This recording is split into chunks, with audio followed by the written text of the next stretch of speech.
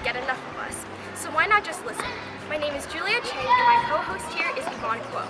Today's historical figure is Ralph Waldo Emerson and his thoughts on individuality versus conformity. Let's start off with a brief introduction. Famous for his numerous essays that challenge traditional thought and his affinity for embracing nature, Ralph Waldo Emerson was an American essayist, lecturer, and poet who led the Transcendentalist movement of the mid-19th century. Seen as a champion of individualism and a precinct critic of the countervailing pressures of society, he wrote dozens of published essays and more than 1,500 public lectures across the United States. Born in Boston, Massachusetts with English descent, Emerson went to Harvard College and was appointed freshman messenger for the president, requiring Emerson to fetch delinquent students and send messages to faculty. After a few years of traveling, when he returned to New England, he began challenging traditional thought. Now that we know a little bit more about Emerson, today we have two special guests with us, Allison Koo and Cynthia Lowe, who are both Emersonian enthusiasts. They're currently at Harvard University studying Emerson and his works. Not only are they students, but their admiration for Emerson prompted them to start a blog called Fun Times with Emerson, a blog where millions of students across the nation share their own individual thoughts. After a quick news update, they'll join us on a video call. On March 30th of 2017, SpaceX did what was supposed to be the impossible, the relaunch and landing of a used orbital class booster. This was revolutionary because NASA, the leading space exploration agency, had long dropped the idea of implementing a reusable launch system. Ironically, routine failures resulting in loss of life and absurdly high costs made NASA switch back to expendable launch systems. Thus, the reusable launch system became something like an impossible dream until SpaceX went in and broke everyone's expectations. On March 30th of 2017, a reused SpaceX Falcon 9 rocket successfully landed on an autonomous spaceport drone ship. How can SpaceX, a private aerospace manufacturer, do something that an established aeronautics center had previously abandoned? Elon Musk, the founder of SpaceX, was not able to conform to society and successfully followed Emersonian values of self-reliance. And we are back, all the way from Cambridge, Massachusetts, Allison Koo and Cynthia Lowe. Hey guys, we're so excited to talk to both of you. You guys have been such an inspiration to millions of students struggling to express themselves. Ever since we embarked our journey here at Harvard, we have spent countless days and nights indulging ourselves just in Emersonian philosophy. He is the sole reason why we are such transparent eyeballs now. Oh, so how did you guys get the inspiration to start your blog, Fun Times with Emerson? Well, I guess it all started when we were in 10th grade. We were just so lucky to have stumbled upon a few of his most famous works, Self-Reliance and Nature. Wow, were there any quotes or passages that resonated with you guys the most? Well, my personal favorite has got to be, "Whoso would be a man must be a nonconformist.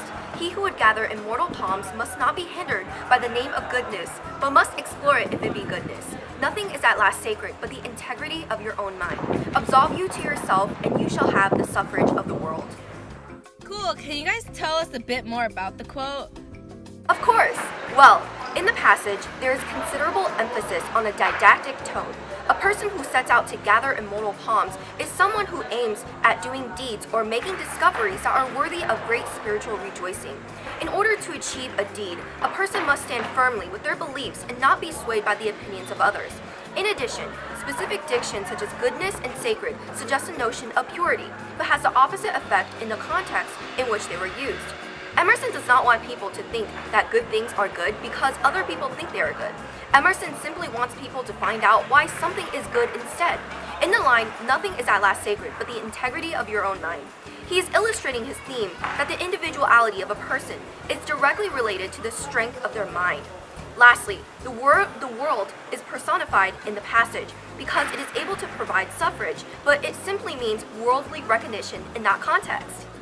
I've never thought about it this way. Instead of accepting or trusting a concept for what it is, a person should explore the notion entirely to discover its true nature. Nonconformity asks individuals to wake up and become more conscious. Forsaking preconceived thoughts to find out the truth will earn the individual respect from the world. Incredible. Alright, let's go into break and we will be back with Allison Koo and Cynthia Lowe. With this breaking news months just in, it has been reported from the Oval Office that U.S. President Donald Trump used vulgar language to describe immigrants from other countries such as Africa and Haiti while discussing immigration policies just a few days before Martin Luther King Day, sparking outrage across the world. Allegedly, he had grown frustrated with the policies and said, quote, "Why are we having all these people from expectative countries come here?" referring to African and Haiti citizens just after the devastating Haiti earthquake. However, there is silence with little condemnation from European nations who show obvious bias against immigrants as well. Trump's actions and words have been strongly condemned by many nations as well as the UN, but has caused a ripple effect on inspiring other countries' leaders to implement similar policies. We are back with Allison Koo and Cynthia Lowe. Earlier, you guys were discussing about quotes or passages that appealed to you guys the most. Can you guys continue? Oh yeah, my personal favorite is one from Self-Reliance. Society is a wave. The wave moves onward, but the water of which it is composed does not. The same particle does not rise from the valley to the ridge. Its unity is only phenomenal. The persons who make up a nation today, next year die, and their experiences die with them. Why is this quote so special to you? Well, it so accurately captures our society in so many different ways. Emerson metaphorically portrays society as an ocean wave, drawing parallels between the continuity of water and the rigidity of society. Altogether, the waves move onward, yet the individual particles of the water, symbolic of society's members, do not progress. The cyclical motion of a wave is back and forth, similar to the stagnation and lack of progress in society. The unity that results from society's preconceived notions about individuality, or the lack thereof, is ultimately what molds and shapes the community's unity to be phenomenal. Tone is clearly critical, for Emerson's analysis of the wave-like movement of society and its members is imbued with deep criticism to the social norms that call for conformity. His philosophy of individuality is enforced through this passage, for he highlights the significant potential of every particle of water that makes up the collective wave. That reminds me of the current event. Emerson's view on how society truly progresses can be demonstrated in such social issues of racism. While the global community has tried continuously to eradicate the belief of superiority based on skin color and ethnicity, this example just proves how 500 years of improvement has little impact, as society is just how it began with racist people. Similar to Emerson's belief that society is made of same elements, there's always those believers that one race is superior, and we will continue to influence future generations. Well, it's about time to end this week's episode. Thank you guys so much for tuning in with us, so we'll see you guys another time. Bye! These are the voices which we hear in solitude, but they grow faint and inaudible as we enter into the world. Society is in conspiracy against the manhood of every one of its members. Society is a joint stock company in which the members agree for the better securing of his bread to each shareholder, to surrender the liberty and culture of the eater. Emerson employs a metaphor to emphasize the perils of society and explains how conformity removes self-reliance. He metaphorically depicts society as a joint stock company that only benefits a select few as it depletes the general public of their individual thoughts. Emerson further draws a stark contrast between the voices in which we hear in solitude and the inaudible sounds we hear as we enter the world.